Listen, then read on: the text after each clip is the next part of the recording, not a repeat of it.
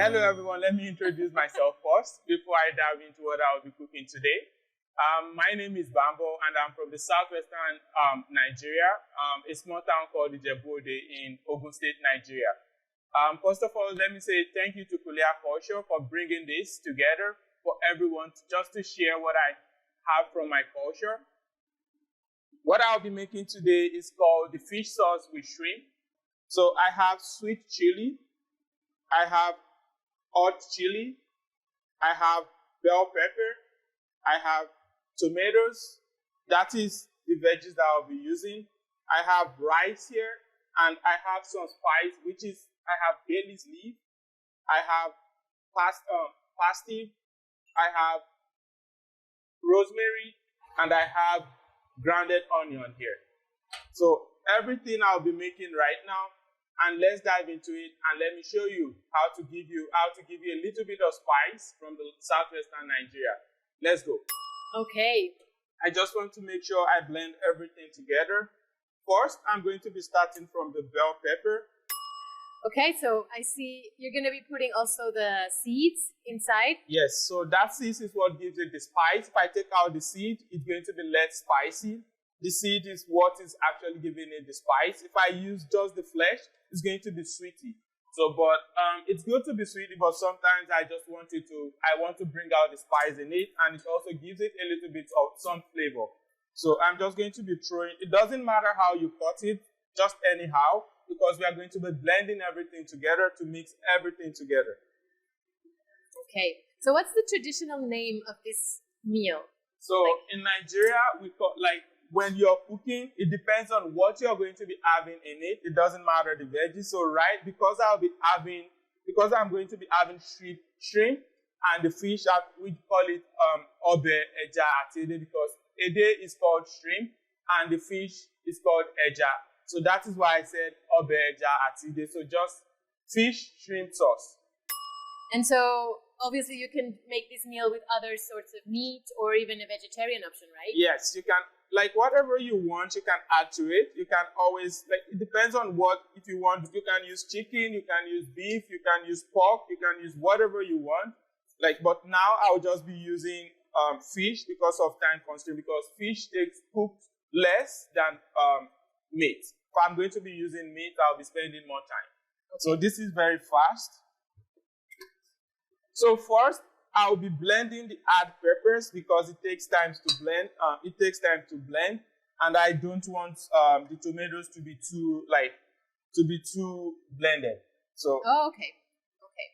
So I have half bulb of onion. I have 10 tomatoes. I have 6 chilies, 1 sweet chili, and 1 bell pepper. I'm going to be blending that first. I just slice it anyhow. It doesn't matter how you slice it. Everything is just going to be blended together. In Nigeria, the tradition is quite different from what we have in Canada here. Just because in Canada, it is expected that it is the responsibility of most the man and the husband to cook at home. But in Nigeria, it is basically mostly done by the women because we believe they own the home. And it is always said the heart to a man's heart is through food. You want to get anything from your husband, you cook good meal, and you can then talk to him. No food, no talk. So, pardon me, I'm going to make some noise because of the blender, please.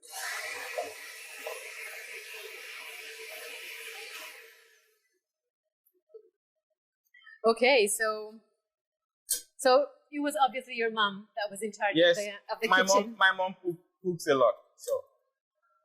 Actually, I didn't live with my mom. I lived with my stepmom. My stepmom cooked a lot.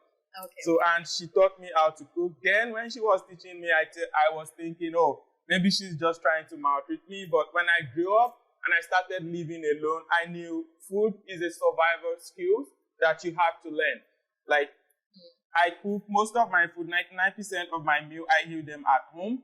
Once in a while, I treat myself to KFC and pizza because I love them.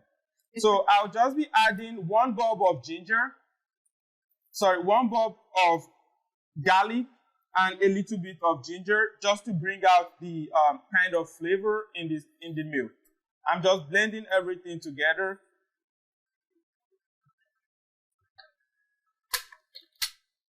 Okay, so 1 garlic clove and then maybe a piece of ginger? Yes. While doing this, if you're not using the pepper, it's going to be somehow, you're going to smell it a lot. It can make you like cough a little bit. That's just how pepper is because of the peppery stuff in it. So I'm just slicing this. It doesn't matter how you slice it. Just slice it anyhow. It's still, everything is going to be blended together. So now I'm going to be adding my tomatoes. This is how it looks right now. Just a little bit of blend on the hard peppers. I'm going to be adding my tomatoes. Jimena, because we don't have time, I just want you to help me put some water on the stove because I'm going to be using that for the rice. Because we don't have too much time, just for time management. Perfect. So I'm going to be doing everything simultaneously just because of the time. I want you to use it. That one? All right. So the peppers is ready now. All right. So we're done. So now it's time to start making the sauce. Yes. So I just want to get the pot dry. I don't have anything in it. I'm trying to get it dry before I pour in my oil. So I have my canola oil here. Normally in Nigeria, we use red oil to cook and we use vegetable oils to fry. So, but in Canada, it's a little bit hard to find the red oil. That's why I'm using groundnut oil here. Do you want to talk about the spices or maybe later on? When you're using spices, it depends on what kind of spices you want and what kind of smell you want your sauce to come out with. It doesn't matter what spice you have. You can use thyme, you can use curry, you can use parsley. Like depending on whatever spice you have, you can use them with this. It doesn't have to be specific. So it's just for you to have a little bit of the taste to come out a little bit. That's why I'm adding any spice. So you can see I have different spices here, and it doesn't matter whatever spice you have. You don't have to be worried, oh, if I don't have this, I can't use it. Whatever spice you have goes with this. The more, the merrier, but the less, whatever you have goes with it. Sounds good. Okay, the pan is nice and hot, so... yes, so now I'm just going to throw the oil. All right. So that's a fair bit of oil, I would say. So whatever pot you're using, once the oil covers the bottom part of the oil, that should be enough for you. Okay. Jimena, can you help me with the napkin? Yep. Thank you.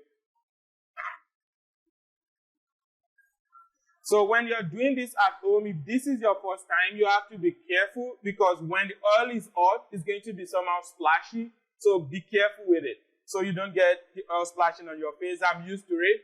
Even though it's splashed, I'm good. But you're doing it for the first time. I don't want you to get, you know. So did you mix all of the ingredients together just to make it quicker, or no? Or that is how you have to. That's how you do it. Yeah. Okay. Okay. So the oil is starting to. Yes. To sizzle. So, Jimena, can you move? I'm used to this, so I'm just going to throw this into my oil. You can hear that sound. You can see it's flashing off, so you have to be careful. And I'm just going to keep stirring it so it doesn't get burnt.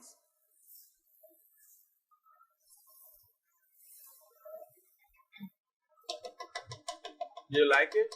It smells really good. It smells really nice. Yes. We're not there yet. We're just starting. So this is how the paste is going to look like. When you cook rice, when we cook rice here, we don't usually wash it. But in Nigeria, when you're cooking, we have to wash it to get most of the starch off the rice. So you wash with cold water, not warm water. So this is just the rice here. You can use basmati, you can use Uncle Ben's, you can use parboiled rice, but it's just that different rices cooked for different times. Jimena, you're getting spiced up? Yes. Yes, it's just because it's fresh pepper? Yes. That's why. Yeah. Oh, Jimena is crying. Yeah. crying. That's good for you. Yes. That's good. Like spice is always good for cold. So if you feel cold, this might be a good sauce for you to reduce your cold. And it's good for It's pretty amazing when you threw that and just all those chilies, just like all those peppers. Yes. And I was standing. Yes. I was standing. I knew that. That's why I told you to move a little bit back. Wow. Okay, so you're gonna let the sauce cook for a little while? Maybe yes, I'm just trying to reduce the water. I'm trying to make it thicker because as it is, it's not cooked yet. So how about Bambo? Tell us a little bit about meals, home meals. How is it in your culture?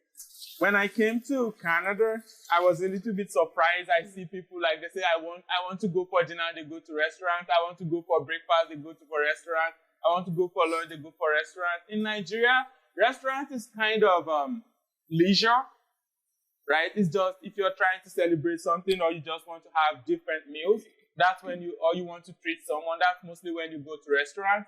Mostly meals are always from home. You make meals from home. So like the most busiest times are festive seasons because people want to treat themselves. We still go to restaurant, but it's not as pronounced as it is here. So most meals are made from home. So, okay. And so is it a family thing when you have a It depends on what home? kind of families you have. Because mostly in Nigeria, the women are, I wouldn't say mostly at home. Women also work, but men, like, we come home at any time. Sometimes even before the father comes home, everybody has eaten. The father just comes home and go to bed.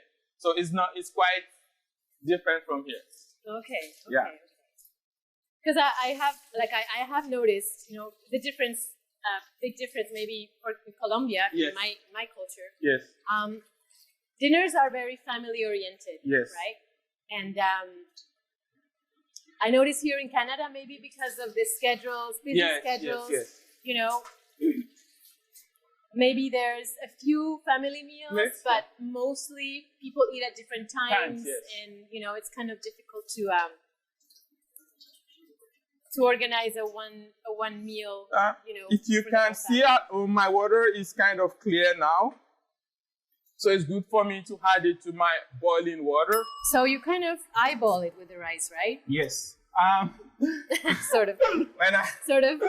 Here in Canada, they say, one tablespoonful of salt, one cup of rice. In Nigeria, we just do it until our ancestors tell us to stop. Lovely. So for your rice, just plain rice yes. and boiling water. Do you yes. add? I'm going to be adding salt and a little bit of onion. Okay. With this, you can add onion if you like, and a little bit of oil, so it doesn't get too much foam. Okay. So that's why. All right. So what sort of meats do you eat mostly in Nigeria? Nigeria is a kind of mixed country. We have Christians, we have Muslims, we have traditional religions. Mm-hmm. So in Nigeria, depending on what part of Nigeria you are, so if the Southwestern are kind of mixed of Muslims and Christians. So we eat pork, but if you're a Muslim, we don't eat pork. So I'll give you a story. When I just came to Canada, I didn't know pepperonis, bacons are made from pork. So, but I love pizza a lot. So whenever I go to restaurants, whenever I go to pizza stores, I order pepperoni or bacon pizza. So I eat it. I didn't know I was eating pork. So one day I had a new housemate and he was asking me, "Oh, are you a Muslim?" Yes, I said I'm a Muslim. He said, "Do you eat pork?" I said, "No, I've never tasted it." He said, "Do you drink?" I said, "Okay, once in a while I drink." He said, "What food do you like?" I said, "I love pizza." He said, "Oh, what kind of pizza do you eat?" I said, "I love pepperoni and bacon." This guy was sitting on the bench. He laughed and rolled and he was just rolling on the floor. I said, "Oh, why are you laughing?" He said, "Oh my God, friend, you've gone into pork." I'm like, "What?" I'm like, what? Yeah, so that is my story. Like, so it's always said, whenever you get to a new place, learn first before you jump. So you don't jump, then learn. So, but for me, I jump before I learn. So since then, anything with, like, it's just so funny. I'm like, that is funny. So did you stop having pepperoni? No, I don't eat them anymore.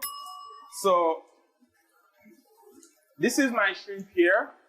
I'll be cooking it first for about 5 minutes, just to bring out the smell.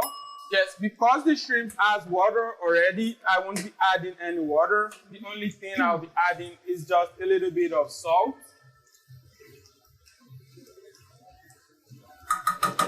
And I'll be setting these on fire. I'm Lovely. just stirring it to make sure the salt goes into it. So we have the rice cooking. Yeah. You boil the water first. You rinsed your rice 4 or 5 times until the water comes clear. Yeah. Then you throw the rice in the boiling water with a bit of salt. And you just added a little bit of oil. Yeah. Did you mention you wanted to add some onion as well? Yes. The onion helps so it doesn't foam so much. So the onion is just also for the smell, just to give it a little bit of nice smell, right? Mm-hmm. Okay. You can never go wrong with onion. Sounds good. And so the sauce is still boiling. Yeah. We have not put the spices yet. So it's only the sauce and the oil. And we're now boiling the shrimps. Well, we're boiling them in their own water. Yes. We did not add any water. No. We just added a little bit of salt. So, yeah. So they're going to be boiling for what? 2 minutes, 5 minutes? About 5 minutes, it's fine. Okay. So I'm just going to be slicing my plantain. So depending on how you want it, you don't have to slice your plantain the way I'm slicing it. You can slice it in a... Okay. I'm just going to be slicing it in a way that will be more faster to fry. So okay. Because I know we slice plantain in a different way. So depending on how you want your plantain, you can have it more dry, but this is the right one. Like when it feels a little bit soft, not too soft and not too hard. So I'm going to just dividing it into 2. Okay. And I'll be cutting them. Okay, and that way they're going to be cooked faster. Yes. In Colombia, we eat a lot of plantain as well. Yes. Plantain is good. Yeah. And so we even make it as a dessert. When it's really ripe, even more than that, we just cut it in half. We put some guava paste and some cheese, and we put it in the oven. And that's a very traditional dessert. Yes, we have something like that also in Nigeria. So that is going to be very ripe. So once it's ripe, they slice it and fry with hot chili. So for dessert? Yes, hot dry chili. Yeah, with all the seeds in it. So and that looks but no cheese. Okay. So, but this plantain right now is kind of halfway between ripe and green, right? Yes. It's kind of halfway. Okay, so the shrimps are becoming nicely pink. So rice is also a crucial ingredient in your cuisine, right? Yes, in Nigeria we use rice. We have different ways of cooking rice. So we have, if we are coming to the European style, we can have fried rice or jollof rice. If we are coming to like ethnic side, from the northern part, there's something they call wake. Wake is also made from rice. So depending on how you want it, you can cook rice just anyway. So I'm just going to be throwing this in another plate because I need that pot to boil my egg. I'm just trying to multitask here to make sure we finish with the time. Okay. Okay, so this is how it comes out. This is how I slice my plantain. This is how my paste is looking now. As you can see, there is not much oil in it, so I'm going to be adding a little bit of oil just to bring out the look. So okay, a bit more oil. yes. So you were mentioning to me that also there's a few meals in Nigerian Yes, culture that you mix proteins. Like for example, in this case, you have fish and shrimps. Yes.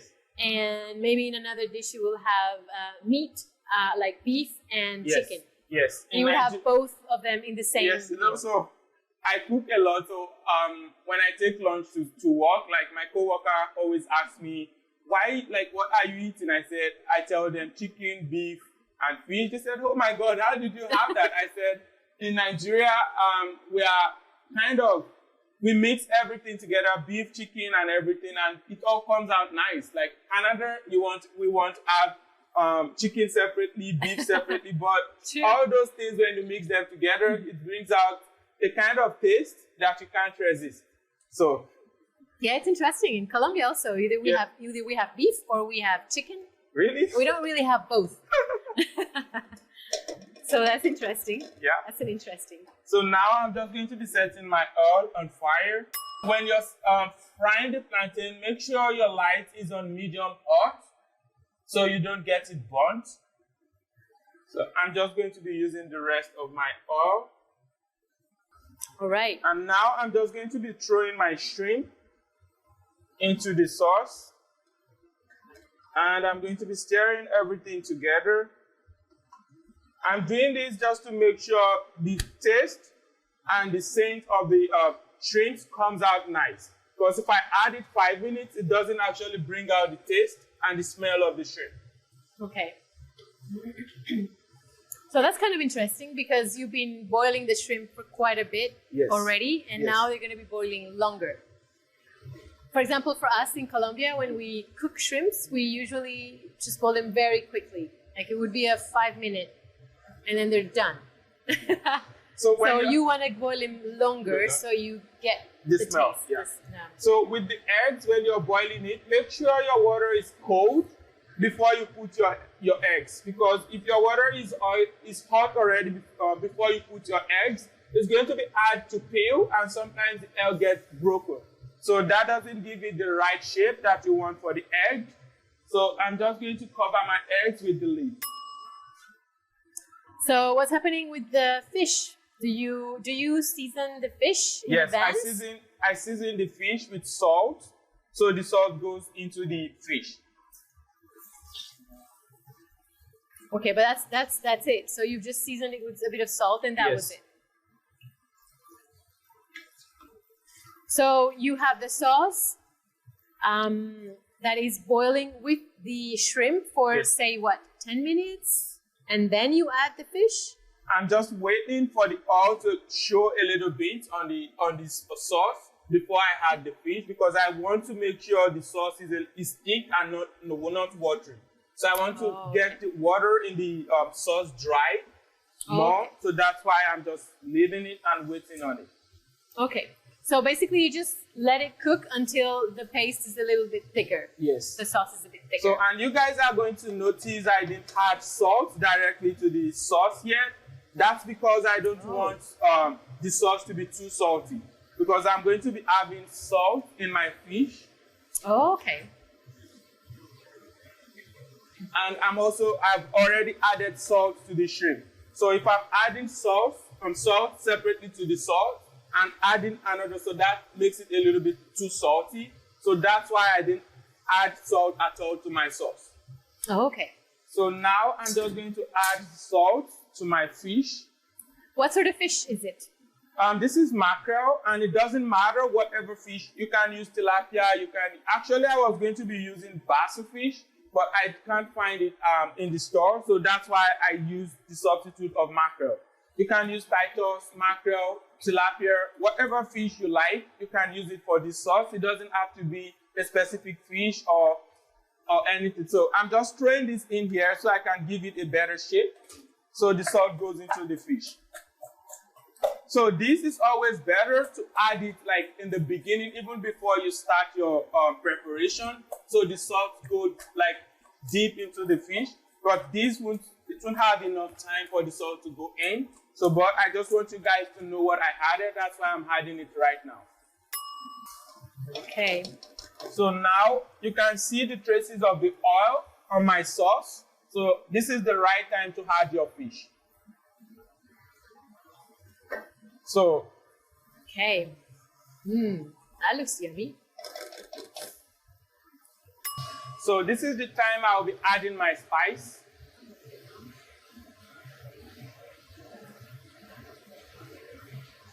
So now, which ones are the spices you're going to be adding today?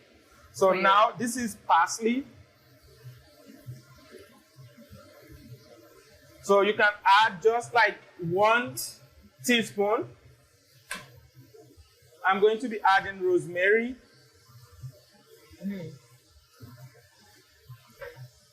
Nice. Smells good. I'm going to be adding 1 leaf of bay leaf. I'm just crushing it.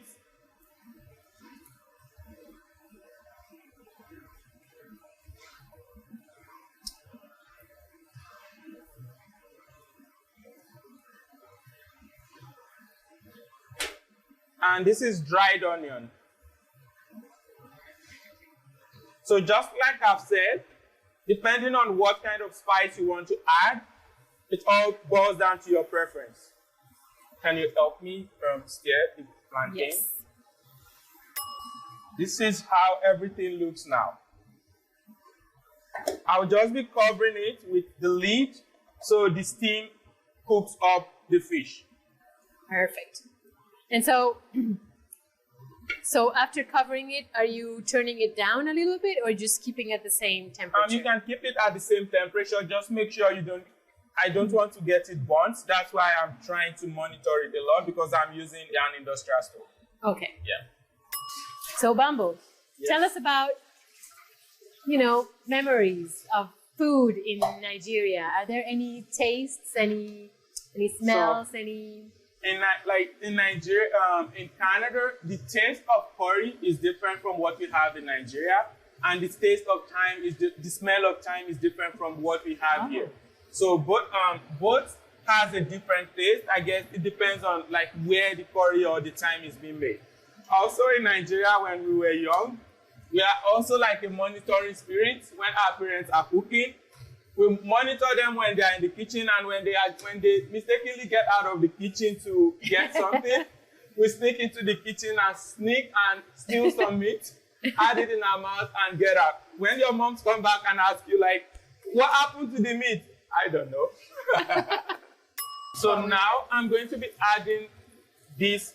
We call it Maggi cube. We call it seasoning cube. So this is just like the chicken broth or beef broth we have here. But this has no chicken or beef, anything. This is just made from spices. It's called seasoning here. So I'm just going to be putting 2 of these. That would be the equivalent of half of a. Yes, half of the cube, Maggi cube. Yes. And you got that one from an African store? Yes, I got this from the African store. But you can use whatever seasoning you want. It also boils down to your preference. Perfect. Okay, so the sauce is getting thicker and thicker. Yes, I'm just going to give it a stir. Mm-hmm. So is there I know, for example, for Indian food, yes. This can be very spicy, and they also always serve either a raita or a yogurt sort of based sauce to the side to make the spice a little bit maybe less, to maybe temper it. Yes. Do you guys have something similar in Nigeria? Or is it just when it's too spicy, chili? The only remedy to that is cold water. Cold water? Yes. So they say milk might do a better job than cold water, no? Milk is best to be used with when you're trying to have tea or you're trying to have hot chocolate. Not when. Not for spicy, not too. Yeah, okay. So basically, we're gonna be sweating a little bit. And also, when you're cooking, you don't have to it all depends on everything here. depends on your preference. If you want it spicy, of course. if you want it very spicy, you add more spice. If you want it less spicy, you add less spice. Of course. Yeah. Yes. In this case, we got a lot of spices. Yes. We got it quite spicy. Okay.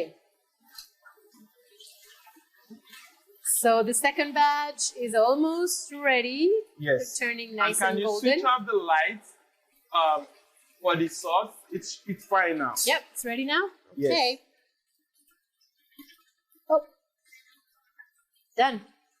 Okay, so the sauce. Ooh. You can help me turn it to the camera so they can see how that looks. Check this out. Lovely. So it's nice and thick, the sauce, and it smells really good. It smells really good. Okay, so let's cover it up. Are we going to be adding the eggs inside the sauce, or are we going to put it on the side? So if you want, you can add the eggs if you want, but for me, I like the eggs not added to the sauce. Because, okay. Yeah. So as a side. Yes. So is it usually cooking that requires a bit of time, quite a bit of time? Traditional cooking requires... yes, traditional. We have different kind of sauces. We have vegetable sauces. We have draw soup. We have okra soup, depending on what you want to have with it, right? So... So I'm guessing depending on the place in Nigeria, you have different traditional meals. Yes. Traditional meals. There are over 300 languages in Nigeria. So, wow. Yes, and each culture has different food. So. Wow. Yes, Kimina. So would you say that you eat a lot of meat as opposed to maybe things like beans or lentils or... From where I come from, lentils is not that pronounced. We eat beans, so we have brown beans. So, and also when I came to Canada, people ask me, do you have turkey in Nigeria? Here, turkey is always for Thanksgiving, but in Nigeria, it's just a staple food. There's no. Oh, there's no turkey. There's turkey. The sauce I'm making now, you can also make it with turkey, and that is also. It all depends on what kind of meat you want. And now we are ready for serving. So this meal is relatively easy to cook. It's very fast. Yeah, I would say so as well. Serving time. Dinner time. Start with the rice. So I'm just going to scoop some of it. The rice is nice and loose. That is what I want. I don't want to get it mushy, depending on how you want it. So I'm just serving for myself. So now let's give it a little bit of decoration. I want everything to show off. So I'm just going to add this. Let's take this one off. Okay. Beautiful.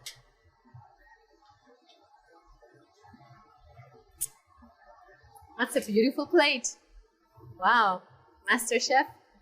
Are you with your spoon? Are you with your knife? And your fork? Let's dig in. That's awesome. Thank you, Bambo. You're welcome. Hello. So welcome back. I hope you guys had the time to settle and that you're probably enjoying this succulent and beautiful meal already. I have not tasted yet the sauce. I have to say, I'm apprehending the spiciness, the degree of spiciness, but I'm definitely looking forward to taste it. So, Bambo, thank you very much for cooking all of this for us. Thank you, Kimina. Thank you so much. It's always my pleasure to do this. I find food as a kind of therapy.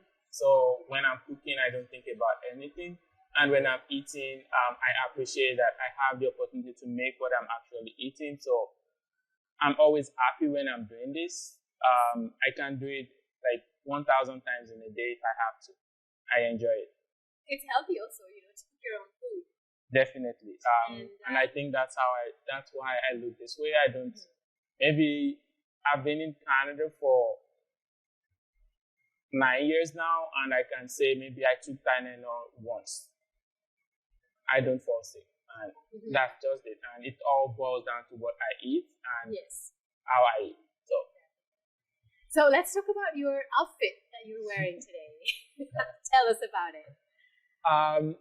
This is a typical Nigerian attire. It's from the southwestern Nigeria. So this is called cap, fila. This is called buba. This is called shokoto.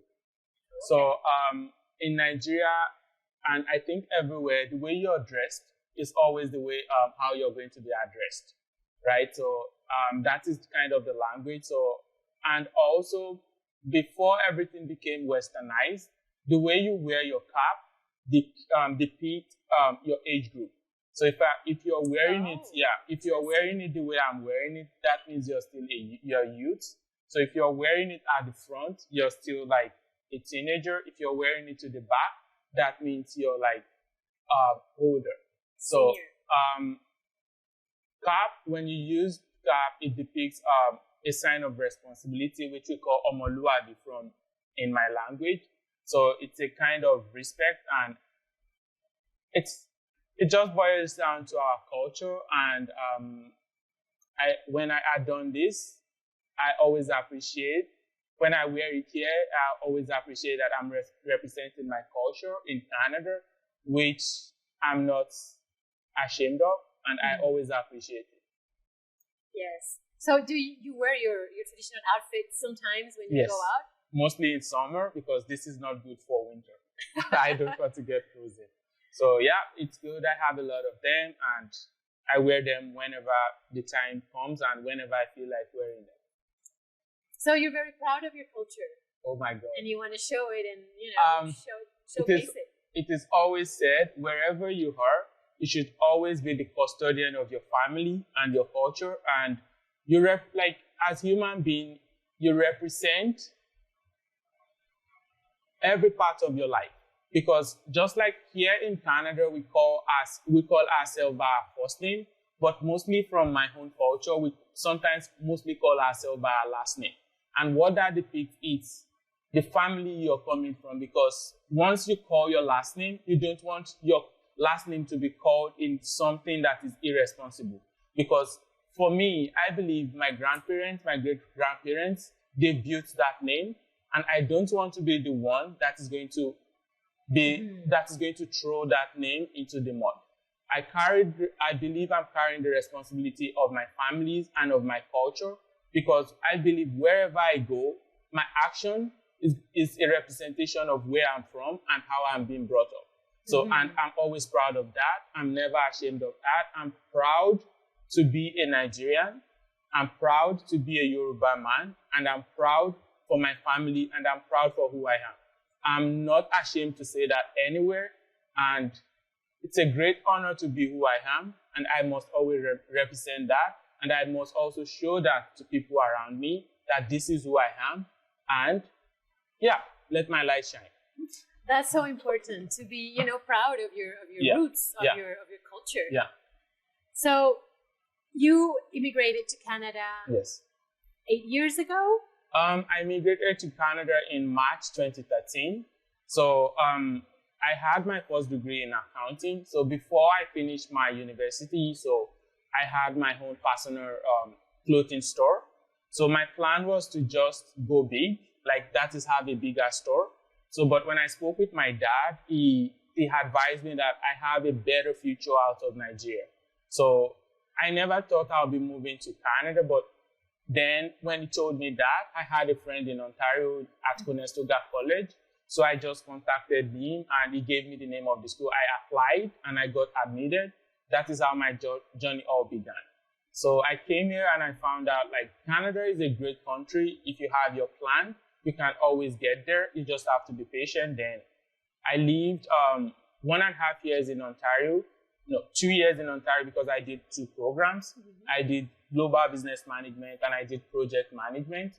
Then after my program, I moved to BC, because it's quite a little bit easier to have your permanent resident in BC then. Because when I moved in 2015, I have to get a job as a project manager.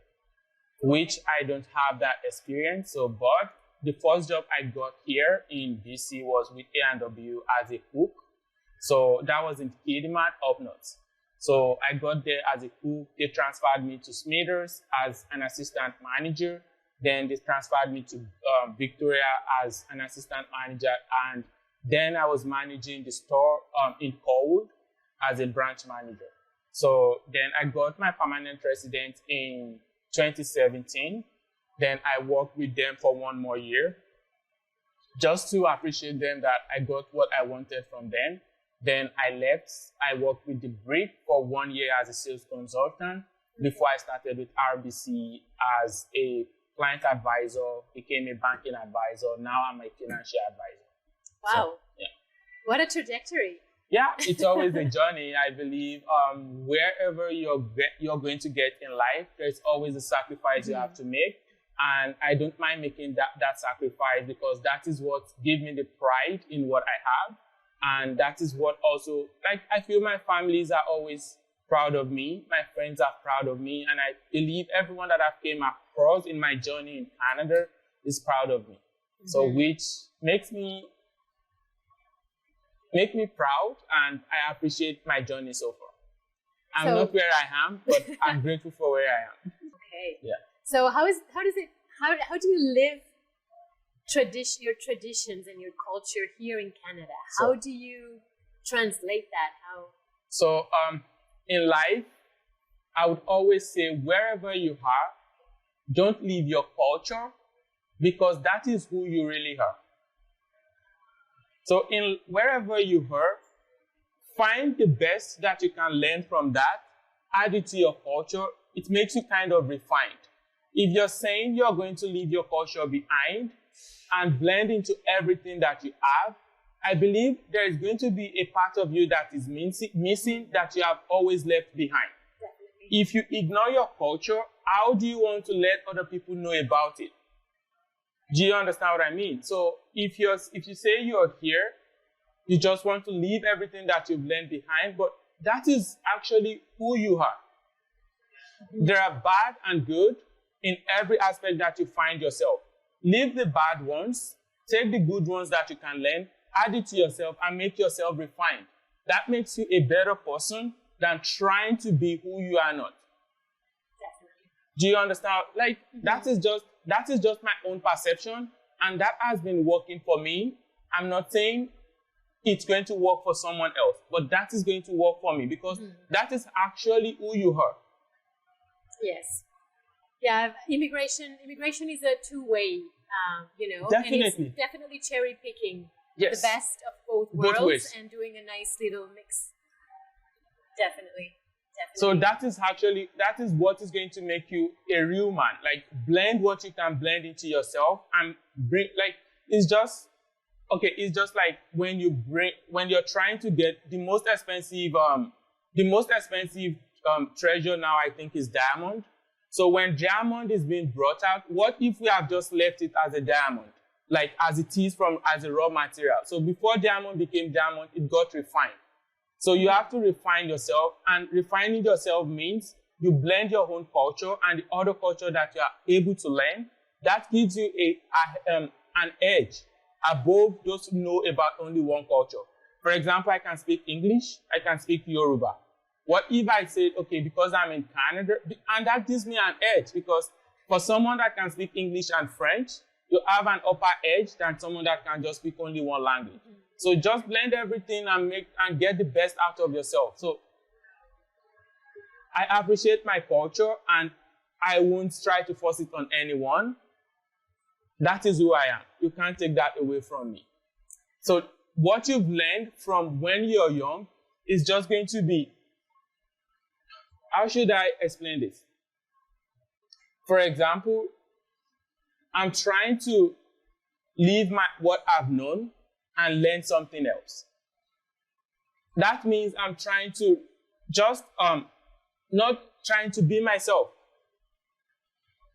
So could you give us a specific example? For example, is there something that from your culture that you have maybe let go in order to accommodate more to the Canada life, and what would that be, and what have you picked up from the Canadian culture that you have made yours? As a here, I think when you come here in Nigeria, I can't call you by your name. If you're older than I am, I have to call you like Auntie Elena or Auntie someone. But here, it's like when I just came here and I'm calling my boss, maybe Mr. Someone, he said, no, call me my name. I felt like, oh my God, how can I be calling this old man his name, right? But I have to leave that because here, this is the culture. If I start, like some people, like sometimes when you call people by that name, they are thinking maybe you're trying to influence them to get something away from them. But that is not it. I'm just trying to show you a sign of respect. Mm-hmm. Yes. I understand. So maybe in Nigeria, hierarchy is a bit more important than here in Canada. So, and both ways has pros and cons. For example, if I'm trying to give you that kind of influence, you have a lot of influence on me, and which makes Canada a better country because you don't give everybody has equal rights, mm-hmm. which makes us a kind of liberal. For me here in Canada, my dad has a lot of influence on me, even up to now, which I'm not going to leave because I believe he has more experience than I do. And if he gives me an advice, I would definitely take that advice. But here in Canada, like, your dad will say something, but you say, oh, I have to do what I have to do, mm-hmm. right? So, which to me, I'm not comfortable with that, but I have to learn that because I'm here. Mm-hmm. So, and also in Nigeria, if I'm trying to greet someone else older than me, if it's a lady, normally you should be kind of kneeling down. Like, if it's a guy, you should be kind of prostrating, like even not fully prostrating, like just bow your head. But here is not, you don't do that. If you do that, mm-hmm. they're thinking, oh, this guy is weird. But it's not being weird, it's just my culture. Mm-hmm. But like sometimes I still do that. In Nigeria, also when you see someone older than you carrying something, you help them, like you kind of help them to grab it. So when I move to Canada, I have my boss. If he's carrying his briefcase, I try to help him to carry it. It's like, oh, leave it, it's mine. It's just a sign of respect. But here in Nigeria, you have to help. So that is just it. So there are things I can't like here. Just like I said, in Nigeria, moms always do the cooking. Dads don't do it. I'm here, I have to learn it. Your immigration history. Yes. Have you jumped into some hurdles, difficult times? What have been those difficult times and how have you been moving forward from them? Okay. So there is, when you move to a country that you know no one, there's always that aspect that sometimes you want to speak with someone. Even when you have those burning ideas in your mind and you're trying to share it with someone, but no one understands how you actually feel.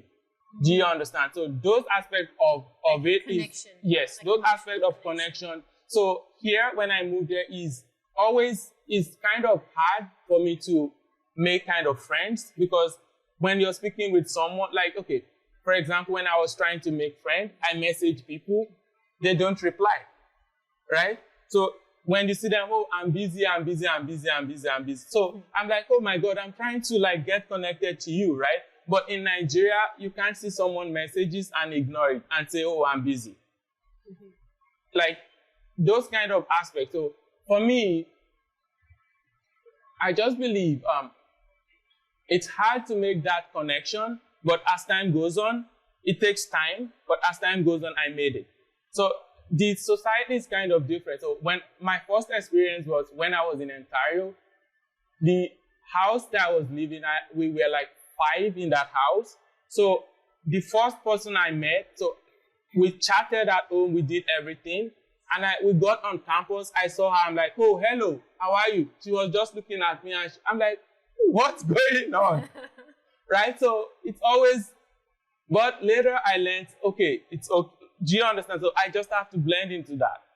It's just life and I'm just learning it and I'm grateful. Like I've had friends, I've made friends and I've made a lot of friends, which now, so it takes time. You just have to know who you want to mingle with and how to mingle with them. So that is just it. And Canada has taught me a lot of patience, and it has given me a lot of humility. I really appreciated that I worked in a restaurant because it taught me a lot of patience. I can't imagine not to have worked in a restaurant. I think I wouldn't be the kind of person I am today. Mm-hmm. Definitely. All our Yes. experiences shape us. Yes. And I had those experiences that I had, because I believe for every circumstances you find yourself in life, there is a lesson for you to learn. And that lesson might not be useful for you immediately at that moment, but you're just preparing yourself for the future. But let's talk briefly about the place you grew up in. You know, how was you brought up? How was your experience as a childhood? So in childhood, I went to a private school, a private elementary school, but a public secondary, a public high school. So those friends, those moments that we walk home, those are the most precious moments. So when then we have transport fare and we have lunch. We spend both our lunch and transport fare during lunch, then we walk home. So on our way walking home, we do all sorts of things. We climb trees, we play soccer, we play in the rain. All those experiences is what I still appreciate up till now. Because if I have not had them, I don't it's a wonderful experience and I miss those friends because we are all scattered all around the world. But we still, thank God to communications, we still communicate via WhatsApp, Facebook, or Instagram. So that is something that I appreciate, and it's what actually shaped me. So I think the community yes has played a big part in your brought up. Yes. So in Nigeria, here, if you're on my street, I know virtually everyone on my street, and I know them by name in Nigeria. But here, it is even hard to know the name of the person living next to you. So if I'm outside and I'm misbehaving, I know there is someone watching over me. He will definitely go home and tell my parents, "Oh, I saw your kid outside misbehaving." Do you understand? So sometimes they smack me outside and I can't complain about it. I can't get home and tell my mom, "Oh, someone smacked me." So those are the kind of, I know virtually anyone. So those are the only different things that are here. And everything has pros and cons. Mm-hmm. So, but I think pick the ones that are best for you and leave the one that you feel is you can't say you're here and you still want to bring everything here. So that is just it. So when you go back home to visit, do you still feel that connection to home? Do you feel that you still have grown somewhat differently from the people that are back home in some ways? The only difference is when you're here, most people believe you're well-to-do, you're very rich. Okay. So that's a common. Yeah. So common thought. So they believe, oh, you're very rich because you're living outside of Nigeria. But actually, sometimes, if you look at the way, there is no difference between you. It's just they are saying, when you're just hearing noises outside of the fence, you think what is outside of the fence is better than what you're doing. It is eventually when you see what is actually on the other side that you know what is actually happening. I'm trying to speak in parables. Maybe you can decode that. Yes. So that is just it. It's just the country I grew in, and I'm growing here also, which I have no regret. And you're going to be raising your children probably here, right? Definitely. That's probably going to be something that you're going to be probably hoping that they get some sort of community around them so they can grow up in feeling this sort of community. Yes. So do you feel that the Nigerian community here in Victoria is pretty close? We organize events once in a while, and we meet mostly in church because just like I've said, I also go to church, which is the Redeemed Church of God, just around,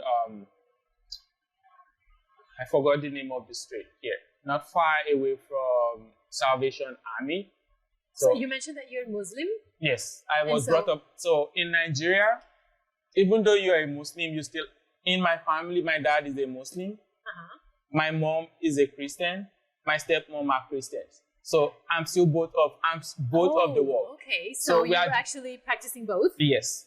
That's really interesting. So how does it happen when you have different marriages with different religions? Yes.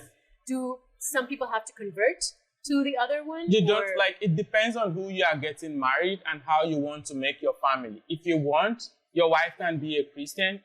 Some of your kids can be Muslim. Some of your kids can be Christian. Yes. It depends on how deep all the families are into both religions. So that doesn't mean there are some families that are dominantly Christian and there are some families that are dominantly Muslim. But from the southwestern Nigeria, it's very hard to find a family that is going to be predominantly Christians or predominantly Muslim. It's actually a mix of both. That's great. So, but when you go to the northern part of Nigeria, that is when you see predominantly Muslims. Perfect. And you wouldn't say that there's religious tensions in Nigeria. So it depends on what part of Nigeria you are. If you're in the northern part of Nigeria, there's a little bit of misunderstanding. So, and I believe every country has their own problems, and every country has their own problems. So those are the kind of problems we are facing in Nigeria. But I don't think it might be having a little bit of negative impact on the growth, but I believe it's something we can overcome. Okay, well, thank you very much, Bambo, for joining us today. You're welcome, Kimina. It's my pleasure. It's been a hell of a journey. Anyway, when Grisida told me I was going to be doing this, I'm like, okay, I'll do it. But when I started seeing the preparation, I'm like, oh my God, this is getting tougher than what I thought. But actually, it came out well. And I think you guys can also attest to that. And I'm happy to work with every one of you, from the camera crew, from the management, and from everyone that came around here today. And to you, Femina, I'm saying I'm grateful for giving me this opportunity. And hopefully, I'll see you guys soon. Awesome. Thank you very much, Bambo. And thank you very much, guys, for following back home.